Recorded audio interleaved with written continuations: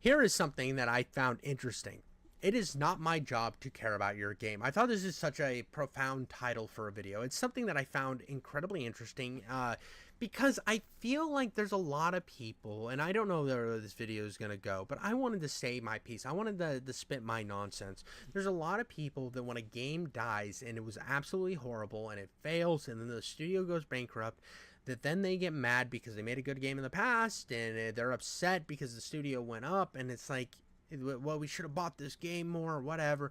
It's like, it's not my job. It's not my job to like a game even if it means the studio's going up. That sounds horrible. That sounds like I don't care about people, which I do, but the idea should always be to bring the best game possible every single time, because it's not my job to care about the game. You have to make me care about it. You have to make me want to buy this game. You have to make me want to play it and every single second, and and keep me there. I remember seeing all of the people or all of the media things talk about Immortals of Avion, which lives in my head rent-free. I hate that game. I don't think it's fun. I don't think it did much right.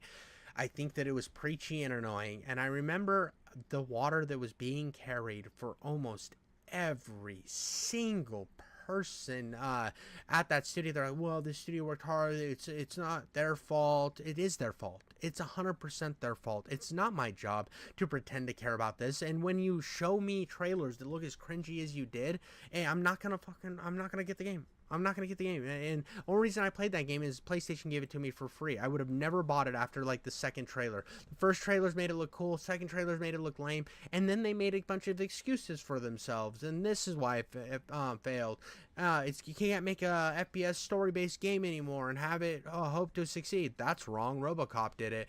Oh, well, and Turbo Overkill did it. Well, you can't do that. It's like, shut up, dude. Your game sucked. And that's why I failed. It's not my job to hold your water, and it's not, and the media shouldn't be doing it anyway. I think that when the general consensus decides that the game sucks and the game's failing, I shouldn't have to be out here preaching for your game. It's not my job to be your fan.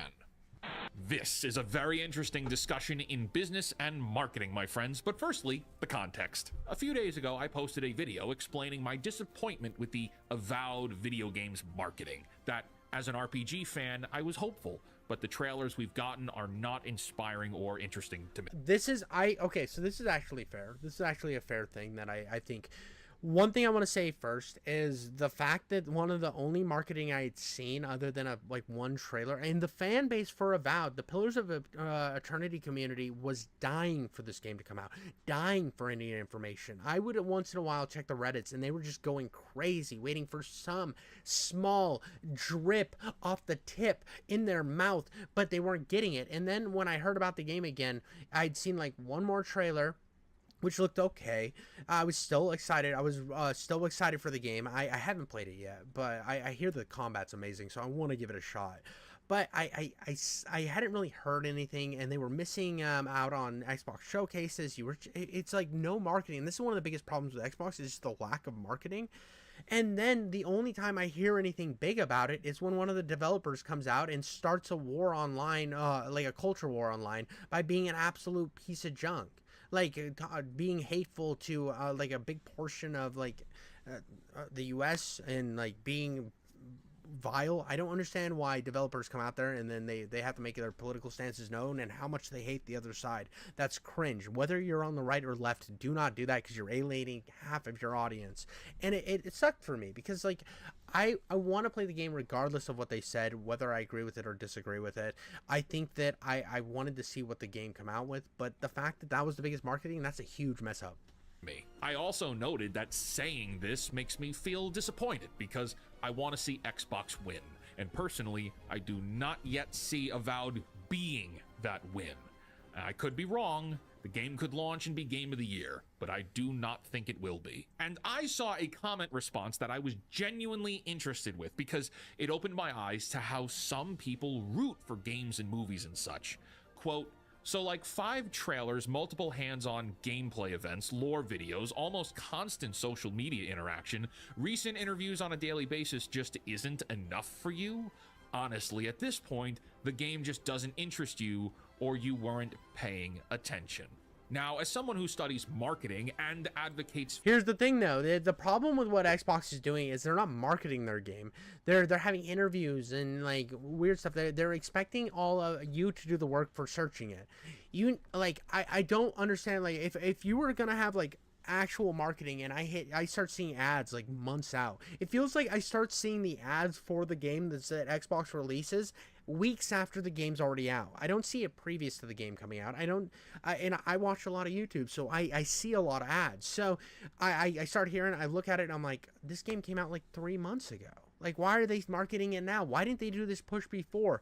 Why weren't they like having cool events? And they used to market stuff in really cool ways. And one very important way that I think that I don't know how well the game did, but I remember the marketing behind Dante's Inferno was insane. If you ever want to look something up, look up the marketing behind that game. It was absolutely over the top.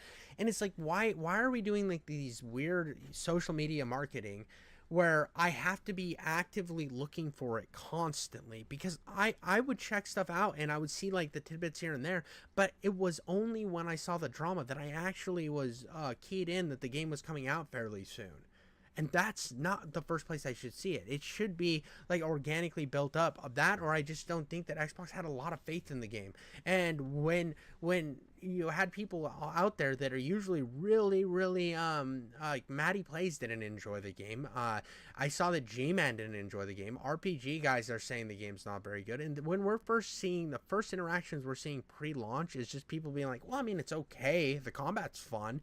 That's not great marketing. You didn't really lead up with anything. And it's almost like you wanted the game to just be a silent failure to move along so that you could then maybe market the Outer Worlds, because it actually has people like Timothy Kane still sort of attached to it, and then you can put more marketing effort behind that. But Avowed just seemed to not be cared about that much, and I don't think it's an Avowed problem. I think it's a Microsoft problem, because in the last at least like 10 years they've been notoriously bad for marketing their shit. for you, the free market, to seize back control from corporations, this is a fascinating point, and I have to dissect it, because as a customer, it's not my job to be your fan. Welcome to The Pondering. I am the real-life fake wizard. If this video brings you any value at all, I invite you to subscribe to this channel, where we're posting new videos nearly every day. Avowed is only a few days away from release, and the footage I've seen of this game doesn't look very good. The graphics seem choppy. I had hoped for a solid 60 FPS for all consoles and systems, and the color scheme reminds me of the mishmash of fantasy bland from Dragon Age Veilguard. I've also said I haven't seen... Okay, I actually, the environments and stuff are what appealed to me. That is something that was very appealing. I don't like the character animations, though. I think they look really cringe. Everything I've seen with the dialogue, it's not the dialogue itself, as in with that Dragon Age the Veilguard. It's like the character models themselves are cringe as shit. There's one guy with that stupid, like, TikTok hairdo and shit, and I'm like, it doesn't look interesting to me. But the combat looks really fun, and the world design I thought was really cool. The monster design I thought was really cool. Even if it looks like Fortnite-y, I still liked the bright colors and stuff. I don't think we see enough of that in fantasy RPGs, especially in first-person fantasy RPGs, because you go back to Morrowind and Skyrim, and they're very bland. They're very bland-looking games, and I like myself a little bit of color and the magic that's brought from color. And I think that they have a good idea in that regard to bring more color into fantasy RPGs, but it just seems like there was nothing biting it. Much marketing for this. I've seen maybe 3 or 4 clips on Twitter, but mostly I've only seen the trailers that have been played at the Xbox showcases, to which I don't like any of them. And so, if based on my small exposure to this game doesn't pique my interest, it doesn't pique my interest. That's fine. What's more important about this comment is the "you weren't paying attention." The implication is that I need to be actively paying attention. I don't. And see, I was trying to be active, and I still feel like there wasn't very good marketing. I still feel like I was missing out on stuff. it was like, why am I having to hunt information down about this game? I was actively hunting down information about this game for a very long time, and I couldn't get even a sniff of a taint of any sort of credibility. You should be slapping the fuck out of my clit in order for me to get that game. You should be wanting me to, oh, I've heard about this, I've seen this, oh, this is so cool. The best marketing I've seen for this entire game is Dave Osprey. Dave Osprey is the head publisher at New Blood Entertainment, and he's posting clips all the time, and he is the most marketing I have seen for Avowed. That's fucking insane. That's monkey tits wild. Even the Indiana Jones game didn't seem to have any like actual marketing push behind it. When PlayStation's announcing a game, you hear about it every fucking 2 seconds. You see 87 pre-roll ads before every YouTube video. You're constantly being inundated with it. But then Xbox releases something like, it'll do whatever. I don't fucking care. You don't. None of us do. And after going back and forth with this commenter, they also then said that I should put in the minimal amount of effort. My friends, my mind is blown. We are the customers. They are the businesses. Xbox is a business. It is... Bro, they should be on their hands and knees, figuratively, crawling and gulping every piece of juice you sprayed out of the tip of your dick to you to suck, to show that they're like, yeah, this is the game you want to play. You should be salivating at the bit when the game comes out. You should be hitting me with all the cool shit you can do.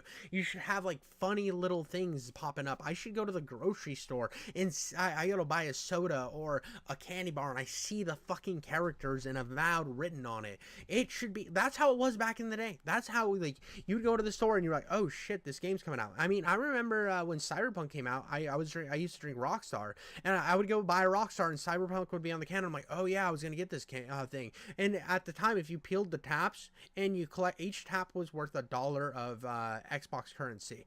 So you would collect, I collected 60 of those taps over like a span of like 3 months before the game came out, and I ended up getting the game for free because I had those taps. Like, that was something where I was like, I was actively excited to get this game with the taps from my fucking Rockstar. That's cool. That's like a marketing move where I'm like, yeah, dude, I want this. I want this. This is, I already drink this stuff. I might as well just keep collecting them. I'm thinking about it. The game's inundated in my mind. And even with all the problems that Cyberpunk had, I still got the game for free. Now, you might be like, well, you bought the Rockstar. I was going to buy the Rockstar anyway. So it was a perk to me already having an energy drink addiction, and I was already thinking about it. But we don't see marketing like that from Xbox themselves. They're like, why aren't we? Where is these pushes? Xbox's job to convince me to open my wallet and purchase the game. It is the business's job to give you a reason to care. It is not your job to put in any effort. They need to sell. And if that means I've only seen 3 or 4 clips and a couple of trailers, whose fault is that? It's not my fault. It's the marketing department's fault. I am a dude who dresses like a wizard to talk about video games and movies. I am the target market for this game. It's their job to meet me where I am. If what I see isn't interesting, that's on them. Take you back to 2010 when we got that first Skyrim trailer. That was legendary marketing. Yes, they were riding the high of being Bethesda. Yes, Elder Scrolls is a well-known brand, but they opened that trailer by saying Dragonborn, and then boom, big music. The hype was unreal. Well, and I think another problem, and this is kind of gets into that woke atmosphere, is there is a distraction about getting a game out that is badass and grabbing everybody's attention. And just look how fucking cool this is. You need to play this. This is for you. Cool music, dark, and it's got a grime. The first Avowed trailer had that. And I was fucking hooked in. And as each trailer started to come out, I started getting a little bit more disappointed, a little more disenfranchised. But I held strong, saying I wanted it to be good. And now I've seen clips from like what Dave Osprey has had with the magic, and it looks really cool. But I never had another feeling like that first Avowed trailer. It's just, it didn't try to grab. And so I feel like there's like a distraction going on between like marketing and the main studios where they're focusing on a lot of shit and trying to cover up, like they were actively working. And that guy deleted his Twitter after going on a fucking insane Twitter rant because of all the drama popping up. And it's like, instead of marketing your game, you're too busy covering up for your stupid fucking employees who are stoking a culture war online. Like, you shouldn't be thinking, you should be thinking about how badass your game is, how to market this badass game, and how to get that done. That should be your priority, not worrying about what some stupid fucking creative designer did on his day off with your company name. Look, I'm not even talking about all the publicity and L's that Avowed has been taken by engaging in the culture war. That's not even a factor here. The advertising on its own for this game is atrocious. And that's not to say they didn't reach you. Obsidian's marketing team may have reached you, and you may be excited for this game. Great. My robe is falling down. But objectively, there is 5 years of work and hundreds of millions of dollars or so tied into this. They should want to get every single sale they can and reach people in every single place they can. This ideal of customers needing to put in effort perpetuates the current business climate we live in. Talk to people. How many of them think that corporations are too big to fail, and that they're all corrupt, and that there's nothing we can do? Well, these ideals of customers needing to be inclined to love everything first supports that suppression from corporations. They want you to believe that.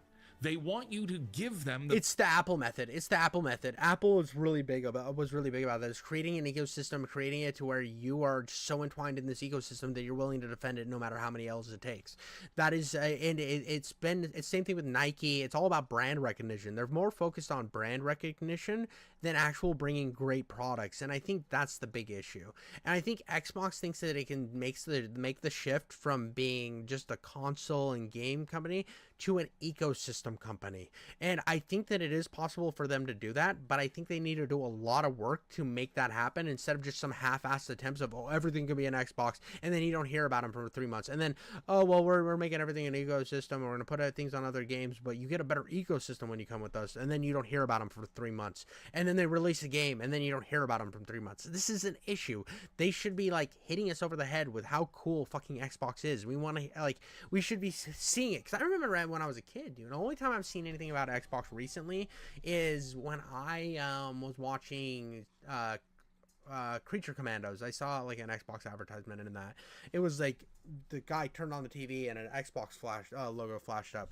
And I remember back in the day, whenever I saw a controller, for the most part, it was an Xbox controller. They were making sure that they were in everything. You saw them everywhere. It was constantly on the forefront of your mind to get this Xbox. And that is the push. It was like Halo was getting played in the background of almost like half the movies you watched. I mean, I can think of, there was a movie called like The Princess Bride, not The Princess Bride, but it was like the one where the girl marries the prince, or is like dating the prince at college. I can't remember what the movie's called, but I remember his roommate was like playing Halo. And it was just one of those things. It was like constantly at the forefront of everybody's mind. It became a cultural thing because it was there. Everybody knew about it. There was advertisements fucking everywhere. There was ties in everywhere. Microsoft wanted you to know what they were doing and why you should get it. And even if the game, like, I'm not the biggest Halo 3 fan. I think Halo 3 is a good game, but I don't think it's as good as the other games in the original trilogy. I still think that everyone was excited about Halo 3 and loved Halo 3 because you couldn't go anywhere without hearing about Halo 3. The benefit of the doubt every time. And again, you love what you love. I'm not telling anyone to not be excited for Avowed. I'm envious of people who just love everything. Because I don't. I wish I could. But let's not kid ourselves. The job of the business is to find ways to make you care. It's their job to sell you, to make the best products and services worth forking over your hard-earned money for. You should scrutinize them. You should question them. You should challenge them. Never let them get away so easily. Corporations are not your friend. And this is so important. This is so important to so many people because there's also a thing where a lot of people will buy a game just because a certain console manufacturer made the game, just to talk about how much better their console manufacturer is than your console manufacturer. And it's all you're doing is sucking off the thing, when you should be able to look at both of them critically and say like, oh, well, I like that Xbox has a little better ecosystem where I can play everywhere, but I don't like how their game releases have been. I feel like there's a lot of mid games. I feel like Xbox could do a lot better with their quality and their output. Boom. PlayStation, you're like, oh, well, PlayStation has pretty good quality output in terms of their games, but in terms of their service, it's kind of not great. And I also don't like the fact that they don't really do a really good job of bringing their PlayStation 3 exclusives to the modern age. They refuse to do even the slightest amount of effort to bring those games into the modern age. They refuse to have any sort of emulation native to the console, and they're like, well, you can stream it, and it's like, yeah, out of lower fidelity, a lower frame rate, that sounds fucking awesome. You can have critiques for both, and you can always have critiques for both. That is fair. You should be able to say whatever you want, but there's this idea that you have to defend whatever one you feel like you're more accustomed to. It's just such a weird thing with people on the internet. It happens with popular people. It happens with companies, and it's just weird. You should be willing to criticize even the things you like. Even if you were like vehemently the biggest Xbox guy of all time, you should still be able to look at them as a company and say, well, your competitor is doing this and releasing this quality. Why aren't you? Oh, these guys, even if I don't like exclusive, I think exclusivity is cringe, but you're like, oh, well, they have this many games that release that are exclusive to their content. You have 0. Right? You should be able to criticize them in that regard. Now, I will be happy when all exclusivity dies because I think it's anti-consumer, and I don't like that is the only thing that's verifying your purchase for a certain ecosystem. I think that you should be purchasing it for the best hardware and the best overall experience in terms of its services, and not over what Plastic Box has whatever poor popular game today. I think that's cringe, but at the end of the day, I don't like where people just will simply suck the every ounce of fluids out of the genitals of all of these corporations or whatever popular person they find online. It happens everywhere. This like weird sports is another example where they're like, oh, I'm a Cowboys fan, so I fucking hate the Eagles. It's like, yeah, well, I mean, they have some good players. No, they've never had a good player, and you're like, that's just fucking wrong. I don't like this zealotism and this tribalism. I think it's so dumb. You should be able to think about anything critically. And just because you love a franchise does not mean that it's above scrutiny. Thank you for watching this video all the way to the end. If you found this video interesting and you're new here, consider subscribing. If you're looking for a community of like-minded voices, join my Discord. You can get there by visiting fakewizard.com. Until next time, create, innovate, inspire, and for the love of God, cancel Disney Plus. This is my Life Day Snuggie. Yeah, I enjoyed that. I enjoyed his idea. I think that there is a lot of zealotism and a lot of overly defensive people on almost everything. I mean, I've covered like the Doom community. I've talked about the Halo community. I've talked even on another scale where I've criticized creators and their fan bases have been like absolutely after me. It doesn't matter what you cover. There's going to be a fan base involved, and they're going to defend it without any sort of recourse. They believe so vehemently, and that there is no criticisms to be made, and you shouldn't be allowed to make these criticisms. So it just doesn't make sense to me. I've never understood it. If you like something or someone or something, you should be able to criticize it. As you should be one of its biggest critics, because you want them to bring the best to you every single time. That's why you were a fan. You should never give it the benefit of the doubt just because you enjoy them. One of the biggest things in the world was I was a big Cowboys fan. I don't like Dak Prescott as a quarterback. I think he's mid. Now, if you're upset because I'm talking sports ball, and he's the guy that throws the ball, right? He's the quarterback. He's the one who tosses the ball to get the goal, right? The goal, touchdown, home base run, right? So he's terrible. He doesn't throw it well. He's bad. He can't. Oh, blah, blah, blah, blah, blah. So there's your sports reference. I know you gamers don't understand what the fuck I'm talking about, but that's the thing. I don't think he throws it well. He annoys me how he's always doing a bad job, and I decided to stop watching because I don't enjoy him as a player. I don't think he is bringing the team where they need to be brought, and I think that he should be replaced. So until then, I'm just not going to absorb any of their content. I'm not going to absorb anything they do until these changes are made, because for me, personally, I'm not saying everyone should just like start a big ban campaign, because a lot of people want their opinion to be echoed, and so they want to gather more people and start a giant, oh well, we need to cancel this, or we need to start a revolt where we don't buy Pepsi or some shit. No, just me personally, if I don't like what something's doing, I will stop enjoying their content for a while. You won't hear me talk about it that much. I won't be out here, oh, we need to cancel them. I just personally will not do that thing. If I see a game company that doesn't have shared values, or not shared values, but I don't feel like values me as a consumer. Like, one thing with Ubisoft, even if Assassin's Creed, what it was, the Japan one's called, I can't remember. I know the last one was like Mirage, or I don't know. Ubisoft as a company, since they made Rainbow Six Siege, I have not valued because of what they've done with Tom Clancy's name, and I refuse to get more of their stuff because I feel like at this point, they are not respected why I liked Ubisoft to begin with. I loved the Tom Clancy games. I like Tom Clancy as an author. So now I'm watching them just slap his name on multiplayer games. I'm not going to be cool with that. And I started to notice that all of their products kind of have dipped in quality, and it doesn't seem to really be the Ubisoft of old. So why am I going to give them their money until they prove to me, until I see a game come out that has universal love? It's just like, everybody's raving about it, everybody says it's so good, then I might look into the game. Because they've burnt me in the past, and I refuse to be the first one to waste my money on something that is mid. I think that is a very valid criticism, and I think there's a lot of people that conflate the idea that, oh well, they made these games, so they're going to continue making these games. That's why I never tell people to buy shit day one. Unless you already know its quality is verified. It's already gangbusters, and they've just constantly been showing you gameplay. You're seeing it everywhere. You're seeing unfiltered first levels of the game where streamers could play it early and use their own footage, and you're like, wow, this looks really cool. Look at all this magic. Look what's going on.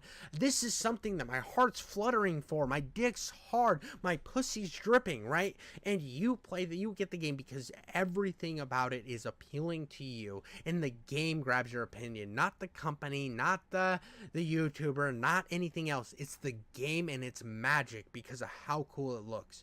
Because if a game's got that much going for it, even a game like Cyberpunk that releases as a broken fucking mess, there's something special about it. And that's what we've seen with a game like Cyberpunk, is even though it released an absolute clusterfuck state, because there was something special about it, as it slowly got fixed, people started to realize that that game was fucking special. Because a bad game will die on day one. But a good game, even if it's bad when it releases, has bad performance, will survive, and that's something super important.